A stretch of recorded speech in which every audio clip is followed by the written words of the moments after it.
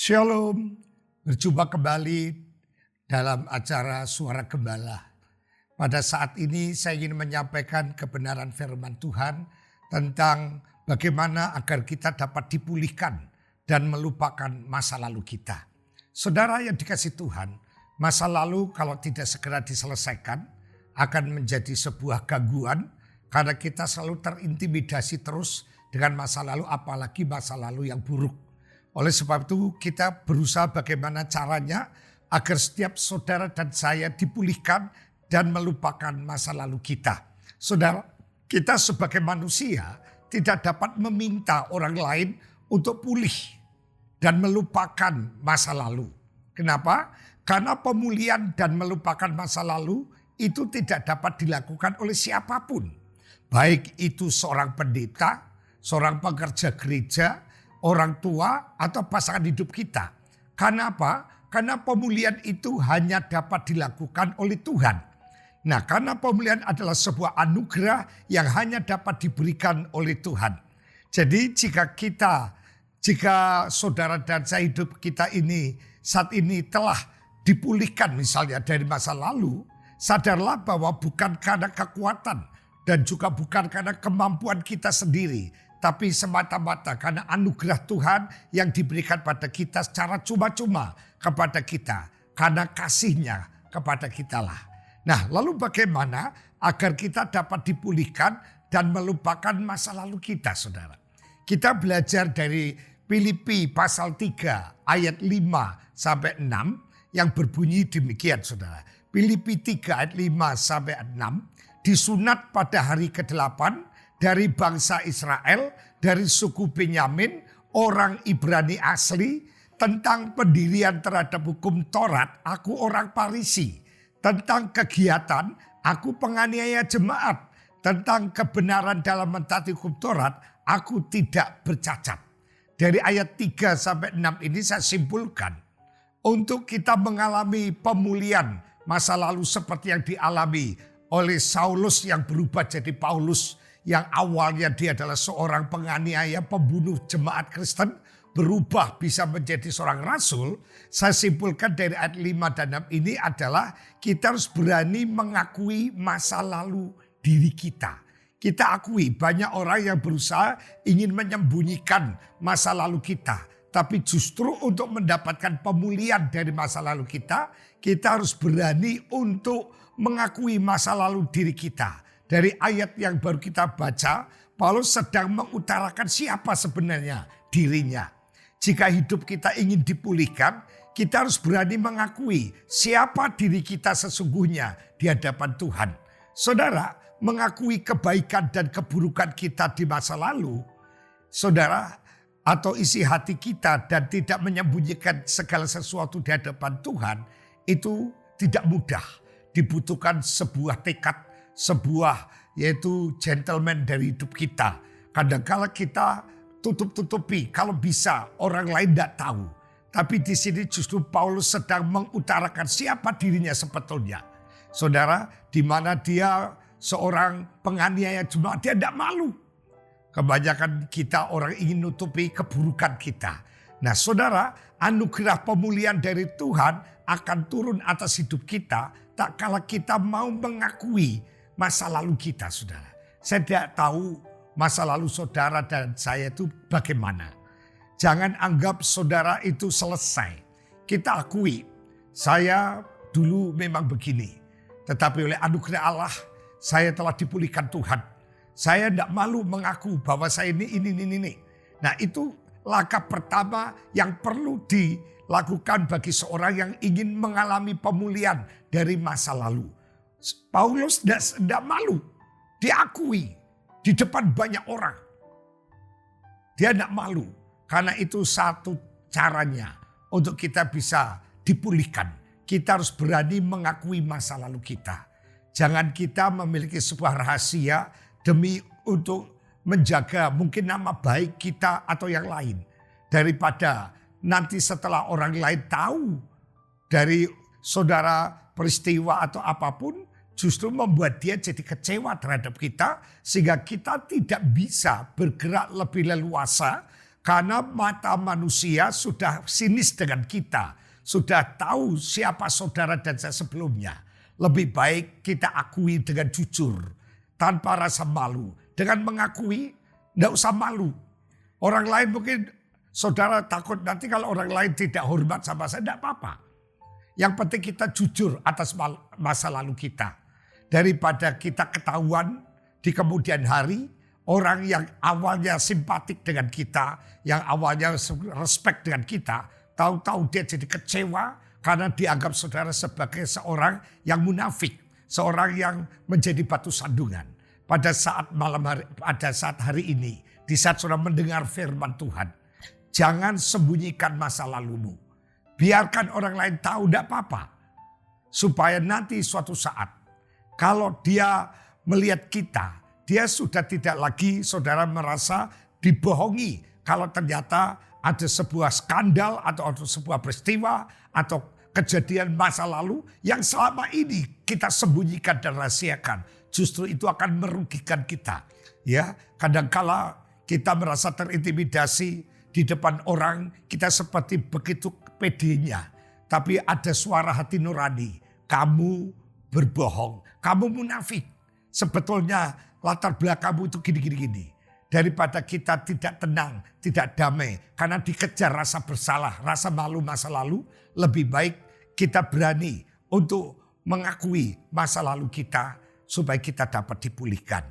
Lalu yang kedua, kita lihat ayat 7 dari Filipi 3. Sudah dikatakan, tetapi apa yang dahulu merupakan keuntungan bagiku, sekarang kuanggap rugi karena Kristus. Saya simpulkan untuk kita mengalami pemulihan masa lalu adalah di samping kita mengakui masa lalu kita, yang kedua jangan membahas masa lalu. Ya, tetapi apa yang dahulu merupakan keuntungan bagiku, sekarang kuanggap rugi karena Kristus. Saudara, seperti Paulus yang masa lalunya adalah sebuah keuntungan. Keuntungan artinya seorang bangsa Israel, itu bangsa pilihan Allah, suku Benyamin, orang Ibrani, memahami hukum Taurat dan lain-lain sebagainya. Itu sebuah keuntungan. Karena dia lebih daripada yang lain. Dalam intelektualnya, dalam segala hal, dia orang yang lebih daripada yang lain. Dan saat Paulus dipulihkan, semua keuntungan itu dianggap sebagai sebuah kerugian karena Kristus. Demikian pula hidup kita. Jika hidup telah dipulihkan, maka kita tidak boleh lagi membahas masa lalu kita. Apapun masa lalu kita, baik maupun buruk, senang maupun susah, kita tidak lagi membahasnya. Itu sudah masa lalu. Banyak orang yang hobinya justru membahas masa lalu yang sudah puluhan tahun masih dibahas terus. Nanti akhirnya seperti luka yang sudah sembuh, akhirnya akan luka lagi. Mari kita belajar melupakan. Jangan membahas masa lalu. Ya, kalau ada orang yang menyinggung, itu masa lalu saya. Sekarang saya adalah ciptaan baru. Sebagaimana tertulis dalam 2 Korintus 5 ayat 17. Bahwa orang yang di dalam Kristus itu adalah ciptaan baru. Yang lama sudah berlalu, yang baru sudah terbit. Saya percaya setiap kita banyak masa lalu yang buruk. Tapi bukan berarti masa lalu itu menghantui, mengintimidasi. Udah, kita lupakan. Ya, itu sudah masa lalu. Sekarang kita hidup di masa sekarang untuk menjalani masa yang akan datang. Jangan mau diperbudak dengan masa lalu apalagi yang buruk. Itu merupakan sebuah masa lalu saja. Tidak usah kita terintimidasi, terganggu. Itu sudah berlalu, saudara.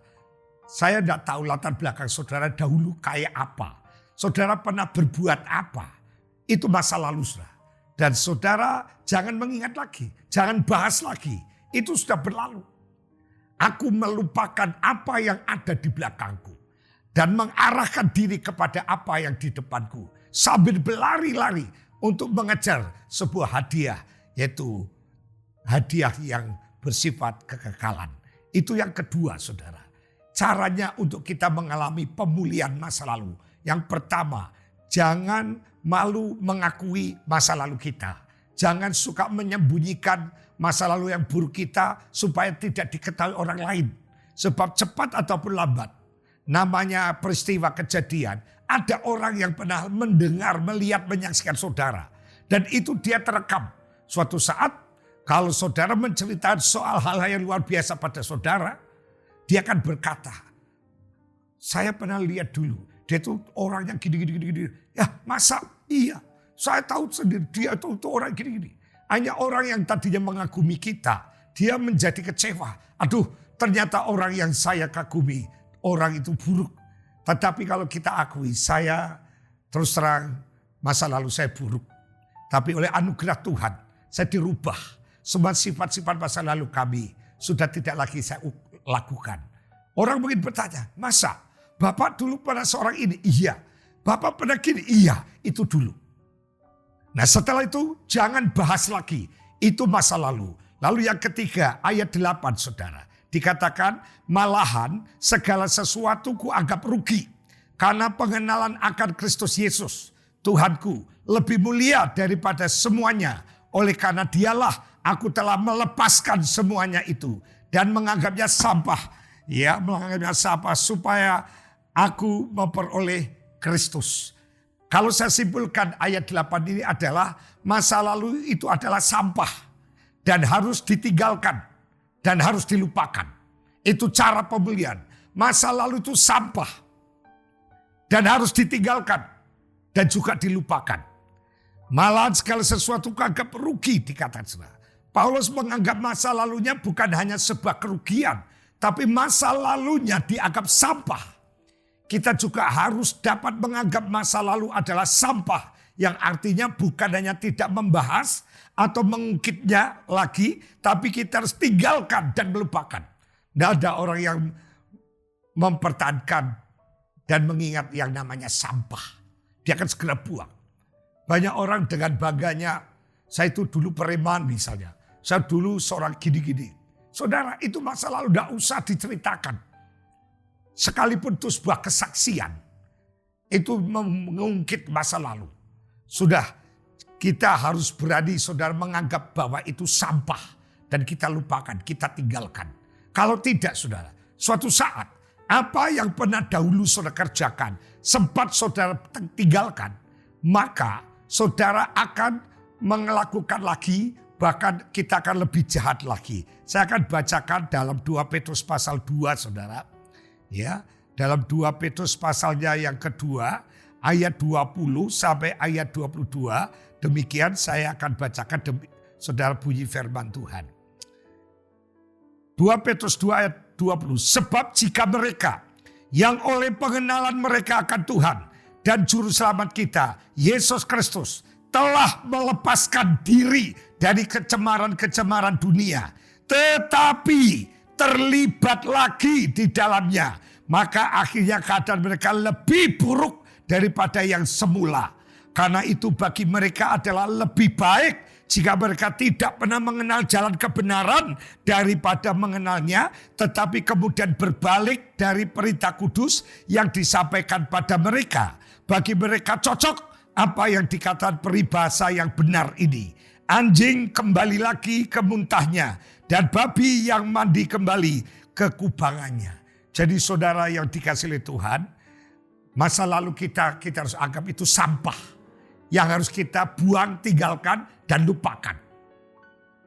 Itu sudah kita perbuat sebelum kita bertobat, sebelum kita dipulihkan. Jangan mengungkit, membahas, membicarakan, mengingat lagi. Karena kalau tidak hati-hati, kita bisa terlibat lagi. Perbuatan masa lalu kita, bahkan kejahatan kita lebih jahat. Oleh sebab itu saudara, semua masa lalu yang buruk, kubur. Jangan diingat, saudara. Jangan diingat. Bahkan anggap itu sampah yang harus dibuang dan ditinggalkan. Lalu yang terakhir, yang keempat. Saudara kita lihat di dalam ayat 13 dan 14 demikian. Saudara-saudara, aku sendiri tidak menganggap bahwa aku telah menangkapnya. Tapi ini yang kulakukan. Aku melupakan apa yang telah di belakangku. Dan mengarahkan diri kepada apa yang di hadapanku. Dan berlari-lari kepada tujuan. Untuk memperoleh hadiah. Yaitu panggilan surgawi dari Allah dalam Kristus Yesus. Ayat 13 dan 14 ini saya simpulkan. Kalau kita ingin dipulihkan dari masa lalu, kita mengarahkan diri kepada apa yang ada di depan kita. Paulus bukan hanya tidak membahas masa lalu dan meninggalkan atau melupakan masa lalunya. Tapi Paulus mengarahkan diri. Saudara, mengarahkan diri kepada apa yang di hadapannya. Artinya apa? Tidak cukup hanya dengan tidak membahas masa lalu dan melupakannya. Tapi kita harus mengarahkan diri kepada apa yang ada di depan kita. Jangan saudara masa lalu itu mengganggu, menghambat, merintangi perjalanan iman kita. Kita harus lupakan. Kita punya tujuan goal. Tujuan kita adalah masuk surga. Jangan kita diganggui dengan masa lalu kita. Itu sudah terjadi. Tidak perlu kita saudara ratapi. Kita kubur dan kita lupakan. Tinggalkan. Anggap itu sampah. Sekarang kita arahkan kepada apa yang di depan kita. Saudara, di dalam 2 Korintus 4 ayat 18. Di sana dikatakan, aku tidak memperhatikan apa yang kelihatan. Tapi yang tidak kelihatan. Karena yang kelihatan itu sifatnya sementara. Sedangkan yang tidak kelihatan sifatnya kekal. Jadi kita harus memperhatikan kekekalan saudara. Jangan mau dirisaukan, diganggu. Saudara direcoki dengan masa lalu kita. Udah tidak usah malu, itu sudah berlalu. Itu zaman jahiliyah saudara dan saya. Sekarang arahkan pandangan kita ke depan. Mau dibawa kemana hidupmu? Hidup ini sementara saudara. Tidak lama. Jangan sampai kita sia-siakan. Ada pujian kata hidup ini adalah kesempatan. Selagi kita masih kuat, kita kerjakan segala tugas untuk menyenangkan Tuhan. Supaya saat kita tidak bisa apa-apa lagi, kita sudah jadi berkat. Saudara, saya lupa tadi yang terakhir. Ini yang paling terakhir, yang kelima. Ayat 15 sampai 16 dalam Filipi 3 bunyinya begini saudara. Karena itu marilah kita yang sempurna berpikir demikian. Dan jikalau lain pikiranmu tentang salah satu hal itu akan dinyatakan Allah juga kepadamu. Tetapi baiklah tingkat pengertian yang telah kita capai kita lanjutkan menuju jalan yang telah kita tempuh. Dari ayat 15-16 ini saya simpulkan. Untuk kita mengalami pemulihan dari masa lalu. Pengenalan akan Tuhan cukup untuk 1 hari saudara. Pengenalan akan Tuhan itu cukup 1 hari. Pengenalan akan Tuhan itu cukup 1 hari karena apa? Karena Tuhan akan menyingkapkan rahasia-rahasia bagi hidup kita dengan cara yang berbeda setiap harinya. Banyak orang sudah cukup puas, sudah pernah mengalami Tuhan terus berhenti. Pengalaman Tuhan yang kau alami itu 1 hari aja. Besok saudara kepengen punya pengalaman lagi. Besok lagi, ada lagi, ada lagi, ada lagi, ada lagi. Terus menerus sampai kita sempurna. Banyak orang merasa sudah cukup kalau sudah yaitu mengalami pengalaman pribadi sama Tuhan. Dan itu jadi kebanggaan. Sekian tahun hanya itu pengalamannya. Padahal masih ada banyak rahasia demi rahasia yang belum disingkapkan. Dan itu harusnya kita alami. Tapi karena kita sudah berpuas diri dengan keadaan sekarang. Maka rohani kita macet.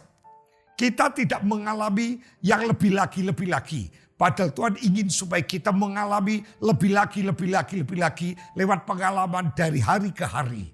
Oleh sebab itu saudara, pengalaman saudara yang dimana saudara pernah mengalami dengan Tuhan itu cukup tuh 1 hari itu saja.